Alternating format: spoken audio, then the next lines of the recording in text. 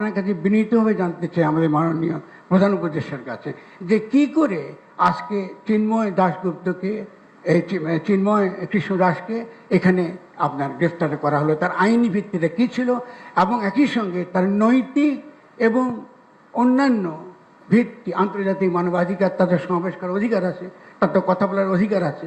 এবং আমি নিজে ব্যক্তিগতভাবে চিন্ময়ের সঙ্গে কথা বলেছি এবং আমার তাকে কোনোভাবে বাংলাদেশের রাষ্ট্রদ্রোহী বলে মনে হয়নি।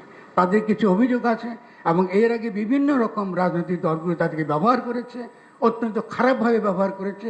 এই মানুষটি সেই ব্যবহার থেকে বেরিয়ে এসে, যেহেতু সে একটা সন্ত, একজন সাধু, তিনি এসে চেষ্টা করছেন সকলের সঙ্গে মিশে এটা করতে। ফলে তার কোনো কোনো কথার মধ্যে আমাদের হতে পারে, আমরা দ্বিমত করতে পারি, অমত করতে পারি, তর্ক করতে পারি, কিন্তু অবশ্যই তিনি বাংলাদেশের রাষ্ট্রদ্রোহী, বাংলাদেশকে ধ্বংস করতে চায়, এরকম কোনো রকম তৎপরতার সঙ্গে যুক্ত আছে। এটা আমার কাছে কোনো প্রমাণ নেই, অন্তত আমার কাছে নেই। যদি আমাদের স্বরাষ্ট্র মন্ত্রীর কাছে থাকে, আমি আনন্দ চিত্তে এটা দেখব। তো আমি মনে করি যে এই যে একটা বড় বিপদের মধ্যে আমরা বাংলাদেশকে ফেলে দিয়েছি, এই বিপদটা আমরা উদ্ধার পাওয়াটা এখন অত্যন্ত গুরুত্বপূর্ণ। আজকে যে ভাবমূর্তি নষ্ট হয়েছে আমাদের, আমি অত্যন্ত দুঃখের সঙ্গে কথাটা বলছি। এতগুলো মানুষ মারা গেল, এতগুলো ছেলে পঙ্গু হয়ে রয়েছে, সেখানে আমরা এখানে বাংলাদেশকে একটা জঘন্য দেশ হিসেবে, যেখানে সংখ্যালঘুরা নিরাপদ নয়, এইভাবে আমরা আমাদেরকে আজকে সারা পৃথিবীতে আগে করা হচ্ছে। অথচ এই ধরনের লোকদেরকে, চিন্ময় যিনি যে সন্ত, তাকে নিয়ে আজকে সারা পৃথিবীকে বলতে পারতাম যে বাংলাদেশের সংখ্যালঘুরা আপনার মোটো আপনার অনিরাপদ নয়, তাদের উপর যে নির্যাতন হয়েছে, নিঃসন্দেহে সেই নির্যাতনের একটা অবশ্যই তার একটা বিহিত হবে। এখানে দেবত্ব সম্পত্তি দখল হয়েছে আওয়ামী লীগের আমলে। এখানে আমি জানি যে আরও যারা আছেন, বৌদ্ধ আছে, বিভিন্ন বৌদ্ধ মঠ আছে, বৌদ্ধ বিহারের কথা বলা আছে, এগুলো তো দখল হয়েছে এর আগের সরকারের আমলে।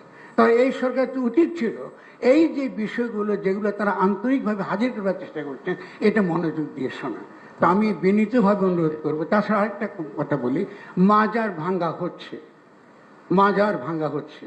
যারা মাজার ভাঙতে, আমি গত কদিন আগে মাজার ভাঙ্গা হয়েছে, একটার পর একটা মাজার ভাঙ্গা হয়েছে, যেটা একদম ইসরায়েলি নীতিতে। ইসরায়েলও কিন্তু যেটা করে দক্ষিণ আপনার ওয়েস্ট ব্যাংকে, যে এখানকে ইসলামের যে ইতিহাস, চারদিক ইতিহাসে পীর মুর্শেদ ওলি আউলিয়ারা তারা যে ভূমিকা রেখেছেন, সে ঐতিহ্যকে মুছে ফেলা, ইতিহাসকে মুছে ফেলা, স্মৃতিকে মুছে ফেলা।